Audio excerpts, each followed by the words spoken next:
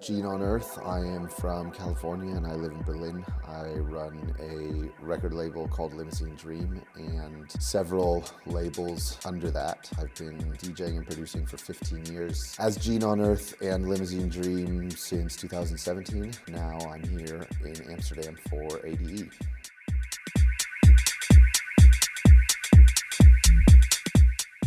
Yeah, before Gene on Earth, I released music and DJ'd under another name, Huge, from 2011 to 16, and was not very successful. I was touring a bit. I had some releases that didn't do very well, and I was not really seeing a bright future with the way I was doing things. Around that time, around 2016 or so, my friends Josh and James launched their project called The Ghost, which had a strong brand and identity. They're also my best friends, so I hung out with them a lot and sort of absorbed what they were doing and decided to give music one last chance. And so I spent a couple of years, probably 2 years, developing this brand identity, which was the cartoon character and the sort of universe around it, the kind of way I speak about things and this sort of thing, the colorful scheme, etc. And it's ended up becoming very, very important. I wasn't exactly sure how much it would matter, but over the years it becomes something, a way for people to remember you, a way for people to think of you more easily. I think now, as far as I know, I've seen at least 20 Gene on Earth tattoos, which is ridiculous, which sort of shows the power of someone being able to put a visual on a music that they love. So yeah, it's very, very important. Yeah, exactly. The mascot is the word. It's the word that the designer used, who was an older Japanese man who's now retired, who I found on the internet. Akira Yonekawa. He's I believe in his late 70s now and fully retired, because he did work for some like kind of major brands, and so I sort of sold, and I was a completely broke wannabe artist at that time, and I sold him on basically artist to artist, are you up for doing this, even though I have no budget? And I like put a picture of myself in front of my records to show the sort of passion for the format and the music and stuff, and a really, really long pitch email that sort of laid out a little bit of the general idea that I was going for. Then we probably had about 50, maybe 70 emails of going back and forth with his broken, possibly Google Translate English, and me then slowly dumbing down my English to make it like understandable, until we got to a mascot that we were looking for. Like at first it was like a lot more like Jetsons, Scooby-Doo, like really like sort of like smiley sort of thing. It was a little bit like too silly because it's already going to be kind of silly, so you sort of needed it to be like a little bit like less silly. But yeah, we got there in the end.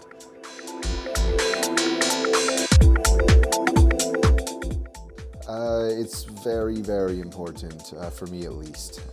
If I don't dig for a long time, which sometimes happens during the middle of touring, heavy touring, I start to find that the experience can get a little bit stale for me, and I start to become self-conscious of whether my tunes are still interesting, and so just for my own well-being, I have to make effort to get lots and lots of new tunes, usually in big bursts several times a year. I like to do it in two ways. One is through deep research on Discogs, like finding something, finding a label, buying basically everything from the label if you can't hear what it sounds like, and then just finding more stuff from the artists on those releases, etc., etc. The other way, which is better and way more financially efficient, is to go to shops, but particularly shops in places where maybe not so many other diggers have been. So for instance, in Berlin, I don't always find that I do that well where I live. But when I'm, say, at a shop near my parents' house, which is in suburban Bay Area, California, outside of San Francisco, which isn't somewhere that touring DJs would go, because I doubt that if you were in San Francisco, you would go to a random suburb. Then sometimes you can get lucky and find a lot of records that are good for pennies on the dollar compared to what it would cost to get them shipped over to you from Discogs. That's how I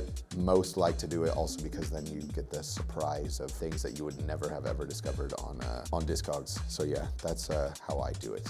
At the beginning of summer, or like say as an example, right before Houghton Festival, which for me is one of the kind of most important moments of the year, I will buy a ton of records. I'll try and get them all in at least a month before so that I can then test them in clubs and other festivals and then get the very best ones sort of ready for these important festivals. Then I'll probably end up playing those ones for the next festivals and clubs for the next couple of months until the summer's over, which is basically now. I just left Ibiza yesterday and now summer's over. And now I will start probably another serious dig of stuff to play in the sort of clubbing months of the year, which is like these next couple of months. Then I'll probably get bored of those in like midwinter, and so there's usually, I don't know, 3 or 4 really big sort of like digs. But then if I happen to run across a good shop or something, then I will just basically stay in there until I've listened to every single record that I can. So if I find that it's really good, I will just keep going back for as many hours as I can and buy as many things as I can, just because you don't run across good shops that often. So like the one that I found near my parents' house some months ago, I ended up buying like 100 records and had to buy a second bag and just sort of check a second bag home. But I knew that it was worth it because it was a rare opportunity to get this many good records for only a few bucks per record.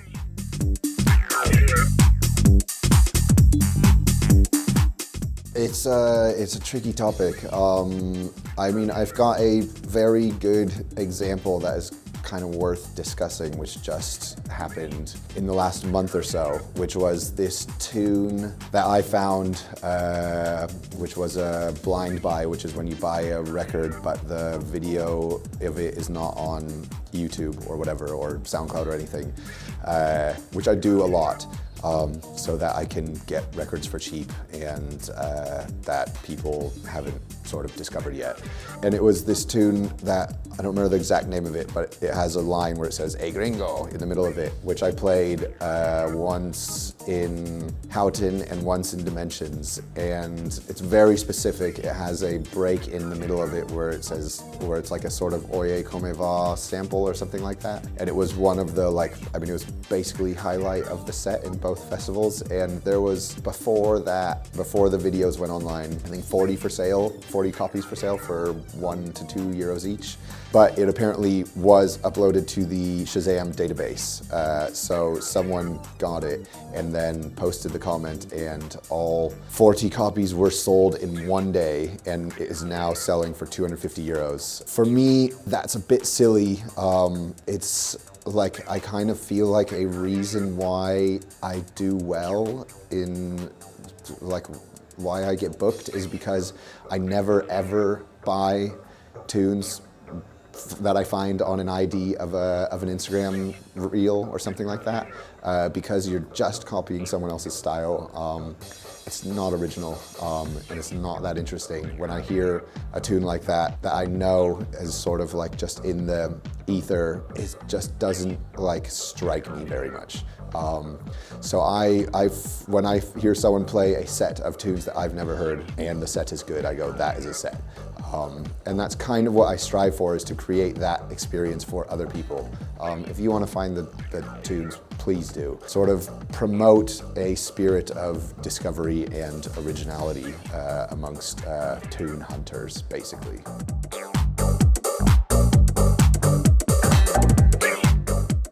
I also do the curation thing in waves, kind of, when I realize that there needs to be more releases organized.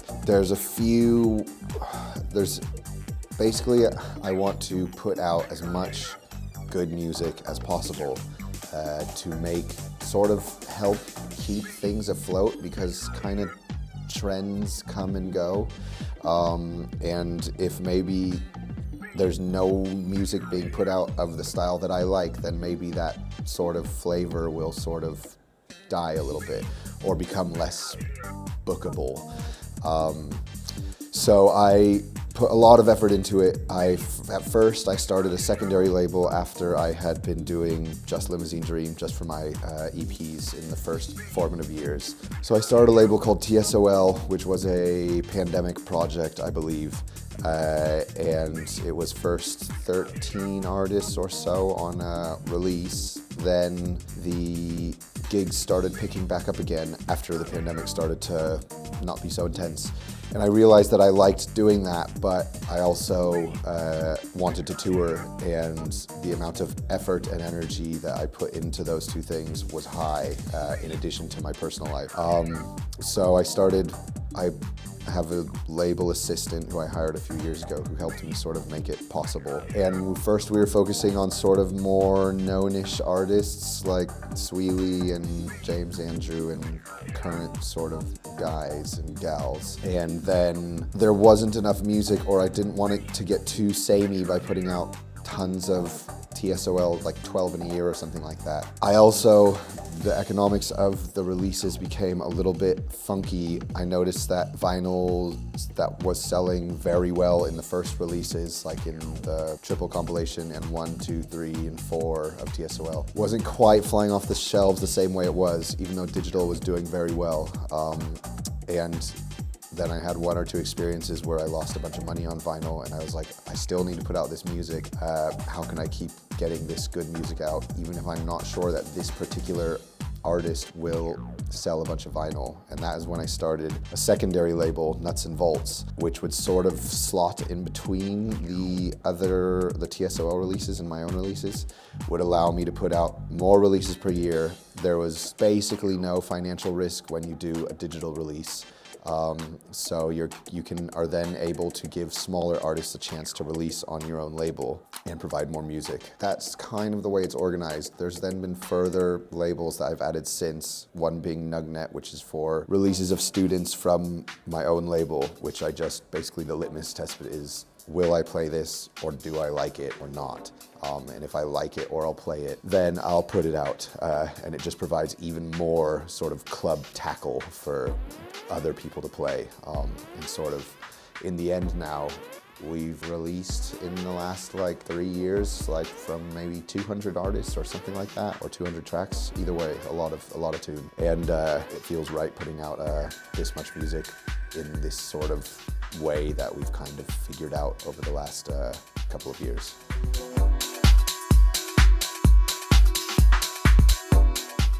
The last few years have been basically the post-pandemic years. Were pretty heavy, fast, pop-flavored techno, which was not my cup of tea, but it was a needed antidote to the darkness of the pandemic times. I look forward to the sort of next things that come after that, certainly. I honestly am not really changing much of what I do. I just keep digging for tunes, keep trying to promote the music and the vibe that I like, which is basically friendly, underground, groovy stuff. And I kind of feel like things come in not that I've been doing it forever, but I have seen some trends come and go in the last 15 years, and it always feels like there's kind of a call and response to whatever's come before. So probably over the next few years, something quite different will develop. I'm not really tracking too much what's going on outside of what I like. So I just kind of hope to keep doing what I'm doing and enjoying it, basically.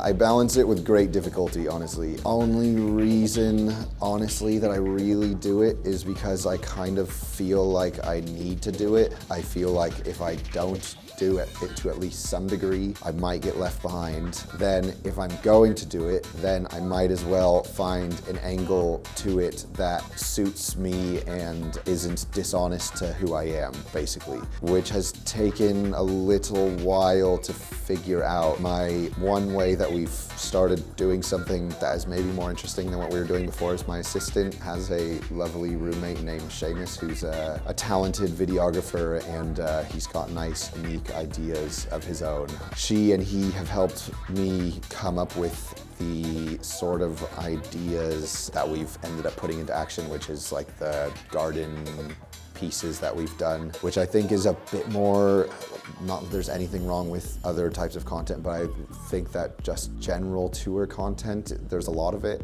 So if you can provide something that's a little bit different than that, then why the hell not? So it maybe lets people feel like they can get to know you a little bit more easily, which I think is, at the end of the day, what people want. They want to feel closer to you in some way, and that allows it in a way that maybe tour footage doesn't do as much.